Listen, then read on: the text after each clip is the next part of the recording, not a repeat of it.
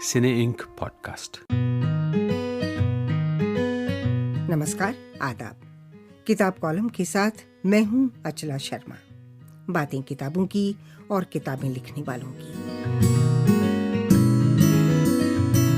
हमेशा की तरह एक नई किताब के साथ हाजिर हूं और आज जो किताब मेरे सामने है उसे पढ़कर मीर का एक शेर याद आया जो उन्होंने दिल्ली की शान में कहा था। दिल्ली के न थे कूचे और आंखें मुसव्वर थे, जो शक्ल नजर आई तस्वीर नजर आई। मीर की दिल्ली 18वीं सदी की दिल्ली है, जिसके गली कूचे किसी चित्रकार की बनाई तस्वीर की तरह साफ और खूबसूरत नजर आते हैं। लेकिन मीर ने अपनी जिंदगी में नादिर शाह और अहमद शाह अब्दाली के हाथों दिल्ली की बर्बादी भी देखी। कहते हैं दिल्ली 7 बार उजड़ी और 7 बार बसी। बशीर बद्र का शेर है, दिल की बस्ती पुरानी दिल्ली है, जो भी गुजरा है उसने लूटा है। किताब कॉलम के लिए आज जो किताब मैंने चुनी है उसके केंद्र में भी दिल्ली है। मधुलिका लिटिल का अंग्रेजी उपन्यास द गार्डन ऑफ हेवन अक्टूबर 2021 में स्पीकिंग टाइगर बुक्स नई दिल्ली से प्रकाशित हुआ है। The garden of haven Delhi सल्तनत की पृष्ठभूमि में रचा गया उपन्यास है। लेकिन इससे पहले कि किताब की चर्चा हो, ये जान लें कि कौन है गार्डन ऑफ हेवन की लेखिका मधुलिका लिटिल। वैसे तो मैं अपने आप को दिल्ली वाली कहती हूँ, पर बात यह है कि मैं सिर्फ दिल्ली में कुछ 35 साल रही हूँ। मैं करीब 12 वर्ष की उम्र में आई थी दिल्ली। उससे पूर्व मैं श्रीनगर में थी। मेरे पिताजी एक्चुअली IPS में थे, इंडियन पुलिस सर्विस में, और इसके कारण हम भारत भर में कभी यहाँ कभी वहाँ पापा की पोस्टिंग होती थी तो उनके साथ जाते थे। पली बड़ी मैं कुछ देर मध्य प्रदेश में, हिमाचल में, जन्म हुआ था मेरा आसाम में, और फिर श्रीनगर में रहे थे हम जब तक मैं 12 साल की थी। उसके बाद दिल्ली आ गए और दिल्ली में ही तब से मैं 1985 से रही हूँ।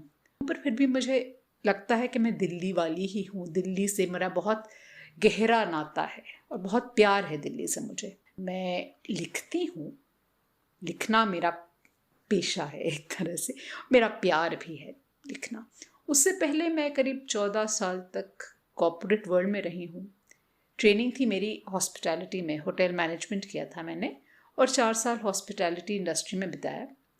उसके बाद एडवर्टाइजिंग में रही, एक ट्रैवल पोर्टल में भी काम किया। कुछ साल NIIT में इंस्ट्रक्शनल डिज़ाइनर रही मैं। पर 2008 में मैंने सोचा कि अब बस हो गया। तो मैं 2009 में मेरी पहली किताब द इंग्लिशमैन्स कैमियो प्रकाशित हुई और तब से मैं कई शॉर्ट स्टोरीज़ लिख चुकी हूँ, 7-8 नॉवेल्स लिख चुकी हूँ, शॉर्ट स्टोरी कलेक्शंस लिख चुकी हूँ। साथ में मैं ब्लॉग भी करती हूँ, क्लासिकल सिनेमा पे ब्लॉग लिखती हूँ मैं। पढ़ना तो मैं बहुत किताबें पढ़ती हूँ। इतिहास में मेरा बहुत ही गहरा इंटरेस्ट है। तो ये हैं मधुलिका लिटिल। पिछले कुछ दशकों से ऐतिहासिक किताबों की तरफ लेखक और पाठक दोनों का खासा रुझान रहा है। इनमें एक चर्चित नाम है विलियम डैलिम्पल का, जिनकी दिल्ली के इतिहास पर कई किताबें हैं। लेकिन दिल्ली में रुचि रखने वाले वो अकेले लेखक नहीं हैं।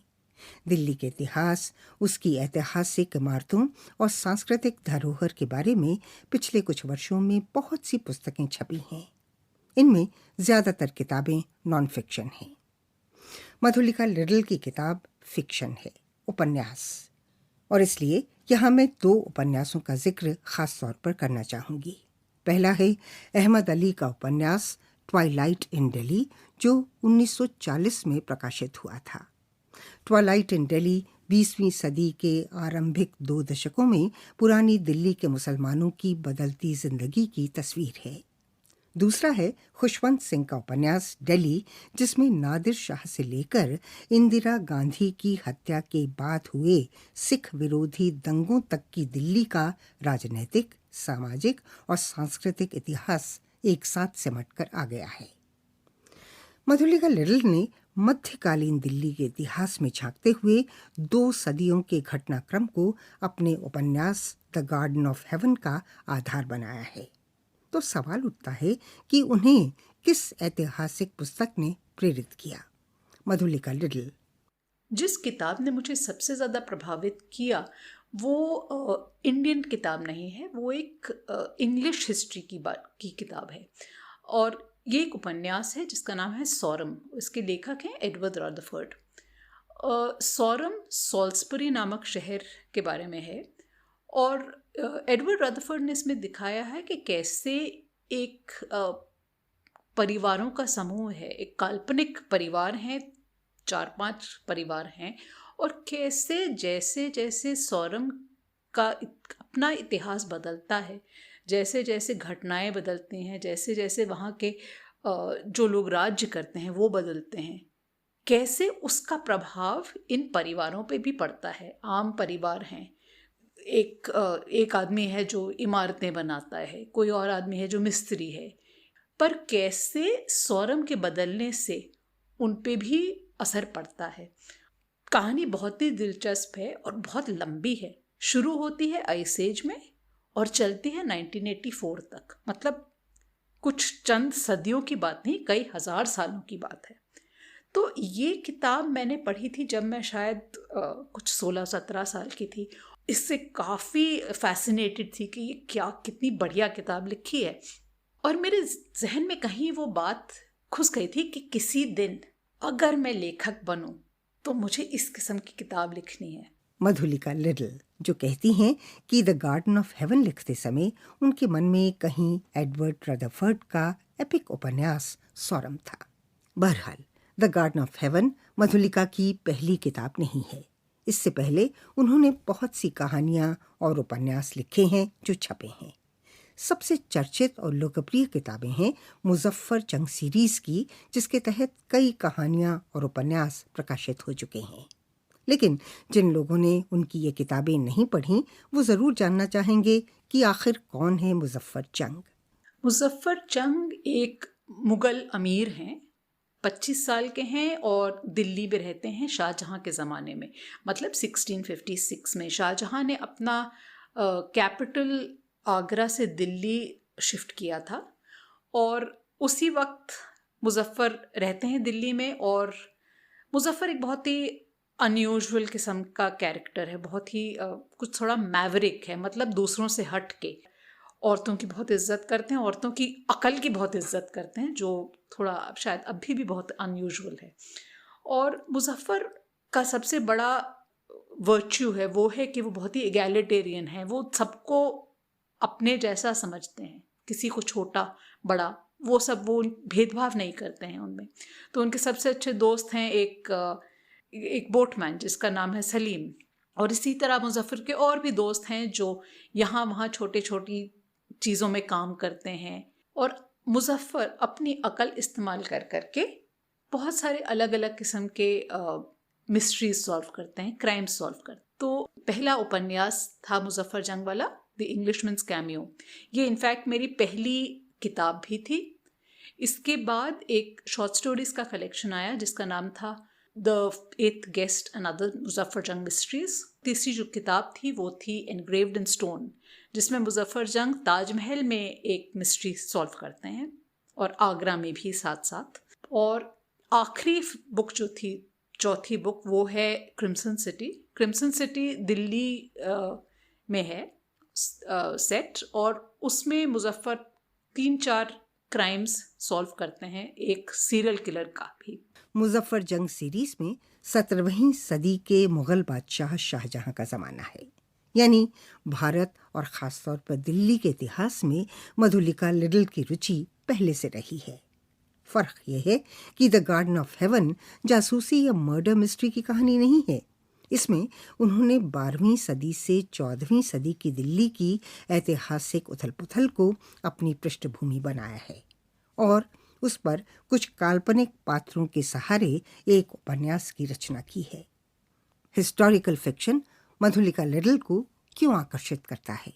हम लोग ज़्यादातर भारत में तो कम से कम ये है कि स्कूलों में जिस किस्म का इतिहास पढ़ाया जाता है वो इतना ही बोरिंग और इतना डल होता है, क्योंकि उसमें सिर्फ राजनीति के बारे में, राज्यों के बारे में होता है कि मतलब आपको लगता है कि हिस्ट्री केवल राजनीतिक हिस्ट्री है या फिर उसमें फिर थोड़ा इकोनॉमिक्स होता है, थोड़ा बहुत सोशल हिस्ट्री होती है। वैसी चीज़ें अगर याद रखना पड़े तो वो तो है, किसी को भी ना याद रहे। पर अगर आप हिस्ट्री इस हिसाब से देखें कि लोग जो थे वो कैसे रहते थे, क्या खाना खाते थे, क्या कपड़े पहनते थे, उनके क्या रीति रिवाज थे, क्या फेस्टिवल्स वो सेलिब्रेट करते थे, क्या उनकी बिलीफ्स थी, क्या धर्म थे उनके, कैसे वो अपना फ्री टाइम स्पेंड करते थे, कि मतलब अगर आर्ट था तो वो कैसा आर्ट था, लिटरेचर था या खेल कूद था। ऐसी चीज़ें अगर पता करें आपको ऐसी चीज़ें पता चलें तो उससे आपका एक कनेक्ट सा हो जाता है हिस्ट्री के साथ। इसीलिए मुझे इस प्रकार की हिस्ट्री बहुत इंटरेस्टिंग लगती है, और इसी किस्म की हिस्ट्री में जब मैं अपने हिस्टोरिकल फिक्शन लिखती हूँ मैं इसी चीज़ पे फोकस करती हूँ, आम जनता की हिस्ट्री। मधुलिका लिटिल का नया उपन्यास द गार्डन ऑफ हेवन अक्टूबर 2021 में स्पीकिंग टाइगर बुक्स नई दिल्ली से प्रकाशित हुआ है। उपन्यास की कहानी 1192 से शुरू होती है, जब मोहम्मद गौरी के हमले में पृथ्वीराज चौहान की हार हुई, और खत्म होती है 1398 में तैमूरलंग के हमले के साथ। इन 200 वर्षों में दिल्ली में कई शासक आए और कई वहीं दफन हो गए, जिनमें कुतुबुद्दीन ऐबक, सुल्तान रजिया, गयासुद्दीन तुगलक, मोहम्मद बिन तुगलक शामिल हैं। याद रहे कि ये उपन्यास सिर्फ इतिहास का पाठ नहीं है, क्योंकि जैसा आपने सुना, मधुलिका की रुचि आम जनजीवन के इतिहास में कहीं ज्यादा है। उपन्यास में पाठक ऐतिहासिक चरित्रों के अलावा जिन काल्पनिक पात्रों की जिंदगी से रूबरू होता है, उनमें बलराम, माधव, नंदू, महेश, गिरधर उर्फ मूसा हैं, राधा, गायत्री, जयश्री हैं, और इन तमाम पात्रों की जिंदगी को एक कथासूत्र में पिरोने वाली शगुफ्ता है। शगुफ्ता कथावाचक है, दास्तान गो है, मगर जिस पात्र के साथ या जिसकी वजह से ये कहानियां बनती हैं और पीढ़ी दर पीढ़ी चलती हैं, वो है संग तराश Madhav. The garden of heaven पढ़ते हुए ऐसा लगता है कि दिल्ली के तख्त पर चाहे जो बैठा हो, संग तराश की भूमिका हमेशा अहम रही। क्या ये सही है, मधुलिका लिटिल? सल्तनत के ज़माने में ही नहीं, पर उसके बाद में खिलजीज़ के ज़माने में, बाद भी लोदीज़ में और मुग़लों के ज़माने में इतना ज़्यादा बिल्डिंग वर्क था, इतनी इमारतें खड़ी की गईं कि संगतराश को कभी काम की कमी नहीं महसूस होती। एक अच्छे संगतराश को काम मिलना मुश्किल नहीं होता था। एक ट्रेडिशन था और एक तरीका था बताने का, पूरी दुनिया को दिखाने का, कि हम अब यहाँ पे हमारा राज्य है, हम यहाँ पे पार में हैं। तो जो भी आता था गद्दी पे, वो अपना किला बनाता था, वो अपने महल बनाता था, वो अपनी मस्जिदें बनाता था, और जब वो मरता था तो उसका अच्छा खासा बड़ा मकबरा बनता था।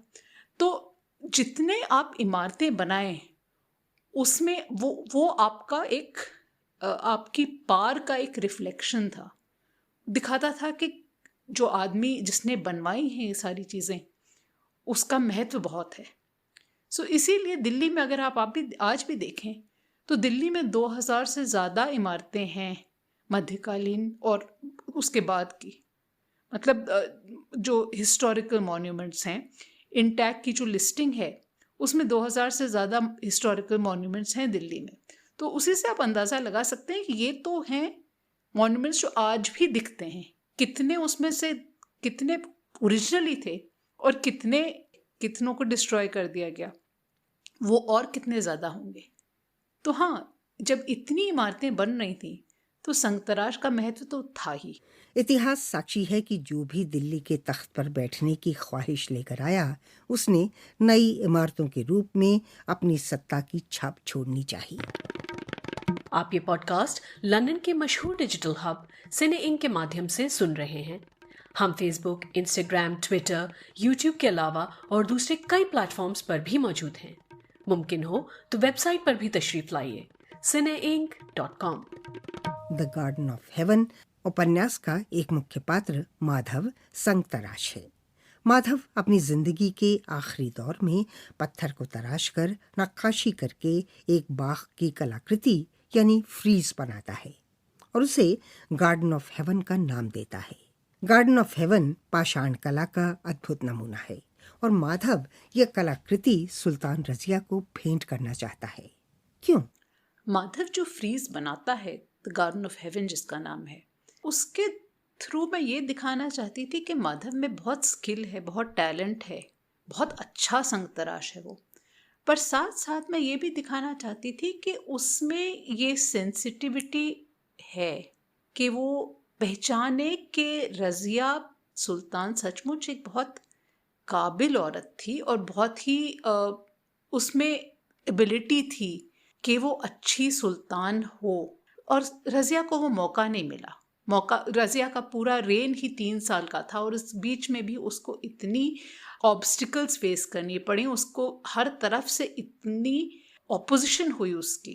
पर उसके बावजूद माधव देखता है कि हाँ, रज़िया सचमुच एक बहुत ही काबिल औरत है और उसका रज़िया के लिए जितना रिस्पेक्ट है, जितना वो उसका आदर करता है, वो उस गार्डन ऑफ हेवन फ्रीज के थ्रू वो दिखाने की कोशिश करता है।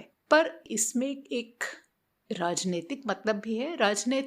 शायद राजनीतिक ही नहीं, पर एक तरफ से सोशल भी, कल्चरल भी, हिस्टोरिकल महत्व है, एक ऐतिहासिक महत्व है गार्डन ऑफ हेवन का। क्योंकि मैं गार्डन ऑफ हेवन को एक मेटाफर बनाना चाहती थी दिल्ली के लिए, कि दिल्ली भी एक बहुत ही सुंदर बगिया की तरह है। मधुलिका लिटिल के उपन्यास के ऐतिहासिक किरदारों में सुल्तान रज़िया ही नहीं, अमीर खुसरो भी हैं।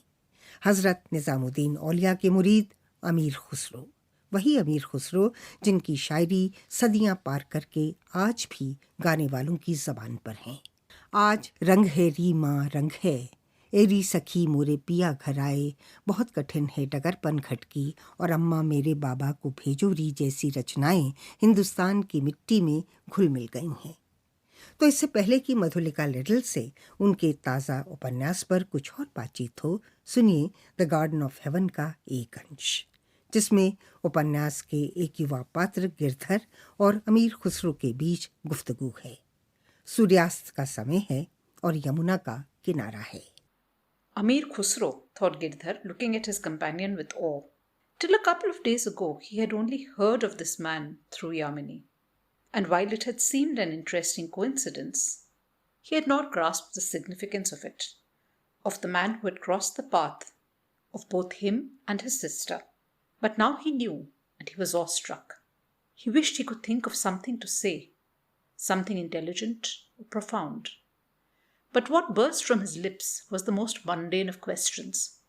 Whose grave was that, Khusro Sahab, he asked, at Qutub Sahab's dargah the other day? When I first saw you, you were sitting beside a grave and singing. For a few moments, Amir Khusro did not answer. He stared out over the river, its water now dark enough to be black. Somewhere far away on the opposite bank, a jackal howled. It was joined by another, and then another, until the air was filled with their humorless and maniacal laughter. I hope my singing sounded better than that, Khusro said, with a small, self-deprecating smile. I do not know whose grave that was. Someone unloved and unmourned, I fear. A few years ago, I was visiting Qutub Sahab's dargah when I saw that grave for the first time. It was new then, the earth fresh on it. But you know how it is with new graves. There are invariably flowers or some incense sticks, something to show that those who interred the dead still remember them. His eyes wandered to the rosary wound around his wrist. There was nothing there, not one wilted petal, nothing to show that anybody cared. Sometimes I would go there with my friend, sometimes alone. Each time I would go to that grave just to see. I was hoping, I think, that my first impression would prove to be mistaken. He took the first bead of the rosary between forefinger and thumb and caressed it, not yet telling beads, but preparing to. Nature took over that grave, he said. No flowers were ever put on it, but those that blossomed on the weeds that grew. Nobody came to pull away the weeds or to remove the twigs. It was a picture of neglect, forgottenness. as if that man's passed out of the lives of those he had known in life. He looked at Girdhar. At least one prayer must be said for a soul, no matter how inconsequential, no matter how evil. His eyes twinkled. Perhaps more than one, if the soul in question has not been especially virtuous, he added. Madhulika little की किताब the garden of haven का एक अंश। यूं तो हर किताब research मांगती है, शोध, और विषय अगर ऐतिहासिक हो तो रिसर्च अनिवार्य हो जाती है। मधुलिका लिटिल के उपन्यास में भले ही दिल्ली का इतिहास पृष्ठभूमि की तरह ही मौजूद है, फिर भी कुछ सामग्री जुटानी आवश्यक थी। तो मेरा सवाल था कि ऐतिहासिक तथ्यों को जुटाने के लिए और उस समय के जनजीवन की तस्वीर पेश करने के लिए उन्हें किस तरह की रिसर्च करनी पड़ी, कौन सी किताबें पढ़ीं और क्या प्रोसेस रहा लिखने का। सवाल एक दूसरे में गुथे हुए हैं, देखें जवाब में मधुलिका क्या कहती हैं। मैंने काफ़ी सारी रिसर्च की अलग अलग जगहों से। स्टार्टिंग पॉइंट तो मेरा रहा था H.K. कौल साहब की हिस्ट्री की बुक, जो उनकी हिस्टोरिकल नॉन फिक्शन की एक बहुत अच्छी बुक है, हिस्टोरिक दिल्ली एंड एंथोलॉजी। वहाँ से मैंने बेसिक टाइमलाइन कि दिल्ली में क्या क्या हुआ, कौन से सन में क्या क्या इम्पॉर्टेंट घटनाएं हुई और क्या क्या इंटरेस्टिंग घटनाएं हुई, क्योंकि उसमें उन्होंने बहुत अच्छे ढंग से डिस्क्राइब किया है कि कहाँ कहाँ क्या क्या हुआ जो दिल्ली के इतिहास में जिसका एक कोई महत्व हो। तो उनकी बुक से शुरू करके और फिर काफ़ी सारा यहाँ वहाँ से दूसरी किताबों से ढूंढ ढूंढ के मैंने उसमें और डिटेल्स भरे। मेरी बहन स्वप्ना लिटिल की ही 2-3 किताबें हैं। एक है उस चांदी चौक पे, एक है उसकी वॉक्स ऑफ दिल्ली पे, फिर राणा सफ़ी जी की बहुत अच्छी किताब है शाहजहानाबाद पे। शाहजहानाबाद ही नहीं परंतु दिल्ली का जो अपना ही कुछ, जो दिल्ली की जो इथॉस है उसके बारे में मुझे काफ़ी कुछ वहाँ से मिला। तो ये मेरा बेसिक फंक्शन था। मुझे काफ़ी लोगों ने मदद भी की मेरी काफ़ी। मेरे फादर ने मुझे एक अमीर खुसरो पे एक बहुत अच्छी किताब दी। मेरी बहन ने मुझे तारीख़ फ़िरोज़ शाही लेंड की। तो ये सब बुक्स पढ़ के काफ़ी सल्तनत का काफ़ी अच्छा मुझे इल्म हो गया, इतना कि मैं किताब लिख सकूं। उसके बाद फिर ये करना कि उसमें से क्या रखूं और क्या ना रखूं, वो सब उसमें भी काफ़ी समय लगा। और फिर जब मेरी किताब हो गई पूरी, मेरी बहन हिस्टोरियन है तो, और वो दिल्ली उनकी स्पेशलिटी है, तो उन्होंने मुझे कहा कि तुम चाहो तो अपना मैन्युस्क्रिप्ट मुझे दे दो, मैं एक बार पढ़ लूँगी। तो स्वप्ना को भी मैंने अपनी ये मैन्युस्क्रिप्ट दी और उसने पूरी पढ़ी और उसने 2-3 चीज़ें सजेस्ट की कि ये ठीक कर लो या इसको ऐसे कर लो, ये ज़्यादा हिस्टोरिकली एक्यूरेट होगा।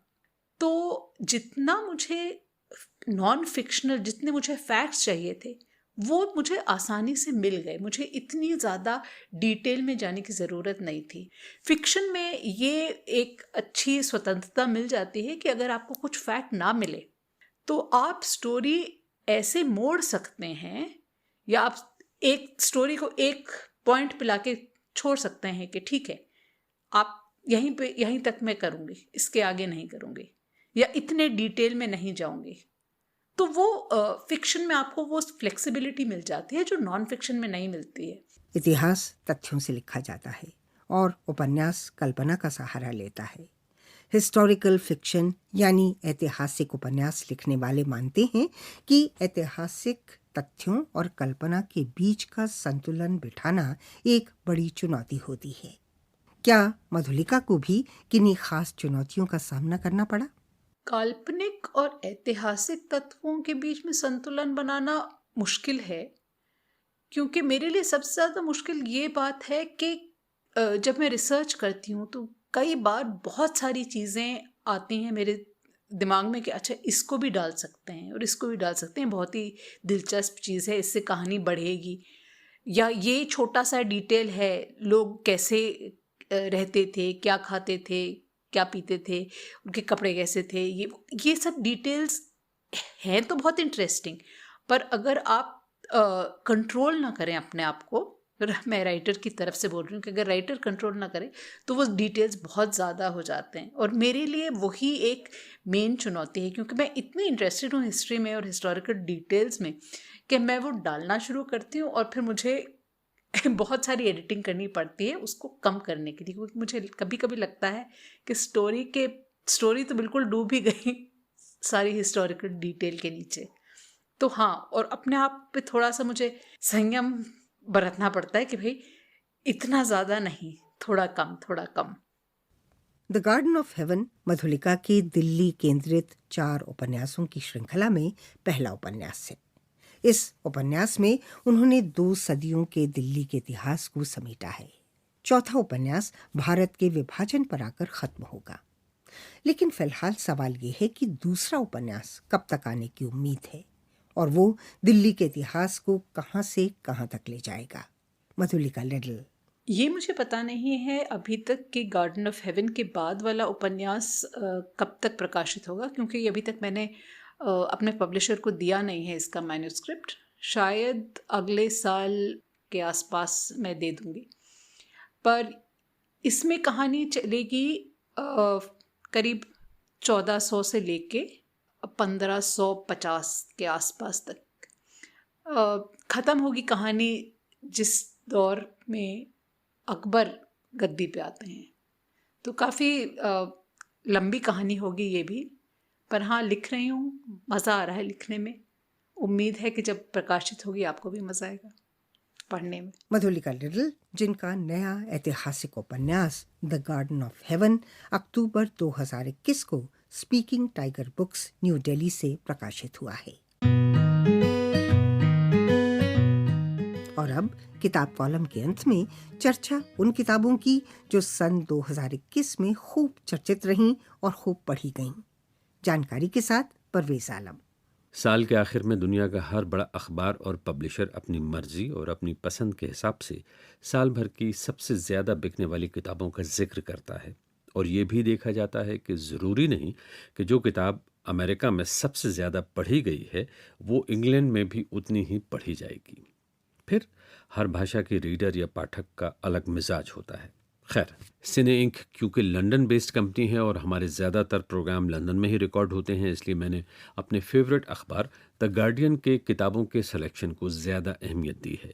सन 2021 की सबसे ज़्यादा अहम किताबों को गार्डियन ने अलग अलग कैटेगरीज में बांटा है। जैसे क्राइम एंड थ्रिलर्स में अखबार जिन किताबों को पढ़ना ज़रूरी समझता है उनमें जॉन लकारे का नॉवेल सिल्वर व्यू का नाम आता है, जो लकारे के इस दुनिया से जाने के बाद छपा है। दिलचस्प बात यह है कि अखबार की लिस्ट में दूसरा नाम रिकार्डिनो का है। इसके इटालियन ऑथर आंद्रे कैमिलियारी ने यह नॉवेल सन 2005 में लिखा, लेकिन छपवाया नहीं, लिखकर अपनी सेफ में बंद कर दिया। वो सन 2019 में चल बसे और अब रिकार्डिनो उनके जाने के बाद मंजर आम पर आया है और खूब बिक रहा है। क्राइम एंड थ्रिलर कैटेगरी में ही नैन्सी टकर का novel the first day of spring है। अगला नॉवेल है गर्ल ए, लेखक एबिगेल डीन, और 5वां नॉवेल है विंटर काउंट्स, ऑथर हैं डेविड हेस्का वीडन। गार्डियन की बेस्ट पॉलिटिक्स बुक्स 2021 में सबसे पहले जिक्र आता है क्यू स्टीव रिचर्ड्स की किताब prime ministers we never had. इसकी कहानी एक शेर में समा सकती है। किस्मत की खूबी देखिए टूटी कहाँ कमंद, 2-4 हाथ जबकि लबे बाम रह गया। इस किताब में जिक्र है उन लोगों का जो ब्रिटेन के प्राइम मिनिस्टर की कुर्सी पर बैठते बैठते रह गए। क्यों रह गए, क्या हुआ, ये कहानी फिर से ही। मुझे अच्छी तरह से याद है कि लेबर पार्टी के लीडर नील किनक इलेक्शन से एक दिन पहले तक लगता था कि ब्रिटेन के प्रधानमंत्री बस बनने ही वाले हैं, लेकिन न बन सके। बात है सन 1992 की। जॉन मेजर ने हर उम्मीद के खिलाफ वो इलेक्शन जीत लिया। भारत में आज भी लोग जिक्र करते हैं कि CPI-M के नेता ज्योति बसु प्रधानमंत्री बनते बनते रह गए। बन जाते तो भारत कैसा होता। मतलब ये कि इस विषय पर भी एक किताब बनती है। फिक्शन यानी कि साहित्य की कैटेगरी में गार्डियन अखबार सबसे पहले सैली रूनी के उपन्यास beautiful world where are you का नाम लिखता है। ये नॉवेल दोस्ती, सेक्स और पॉलिटिक्स के आपस के रिश्तों के जरिए इंसान के जीने और ना जीने का मकसद समझाना चाहता है। इस कैटेगरी में अगला नाम है Polish Nobel award winner Olga Tokarczuk, जिनकी novel the books of Jacob का अंग्रेजी अनुवाद साल 2021 में सामने आया और लिटरेचर के शौकीन लोगों ने न सिर्फ इसे खरीदा बल्कि तोहफे में एक दूसरे को दिया। इस नॉवेल की बड़ी अजीब व गरीब ऐतिहासिक पृष्ठभूमि है। 18वीं सदी में यूक्रेन और पोलैंड के दरमियान सीमाओं पर एक धार्मिक आंदोलन शुरू होता है जिसका ताल्लुक यहूदियों से था, और जिस शख्स ने यह आंदोलन शुरू किया उसके मजहबी नेता का नाम था जेकब फ्रैंक। ये आदमी था या मसीहा या शैतान? आपको ऐसे शेड्स भारत में और पाकिस्तान में भी मिल जाएंगे। बातें किताबों की और किताबें लिखने वालों की। किताब कॉलम का ये एपिसोड आपको कैसा लगा लिखिएगा। हमारा पता है post@cineink.com। याद दिला दूं कि किताब कॉलम में शामिल किताबों और लेखकों के विचारों के लिए सिनेंक जिम्मेदार नहीं है। अगले एपिसोड में एक नई किताब के साथ आपसे फिर मुलाकात होगी। नमस्कार। आप सुन रहे थे अचला शर्मा के साथ सिनेक पॉडकास्ट सीरीज किताब कॉलम। ये पॉडकास्ट एप्पल, स्पॉटिफाई और गूगल के अलावा दूसरी ऐप्स पर भी मौजूद है। यूट्यूब पर भी सिनेक के सभी प्रोग्राम सुने जा सकते हैं। सुनिए और सब्सक्राइब कीजिए। सर्च में सिर्फ आपको सिने इंक टाइप करना है, CINEINK। पूरी जानकारी के लिए हमारी वेबसाइट पर आइए cineink.com।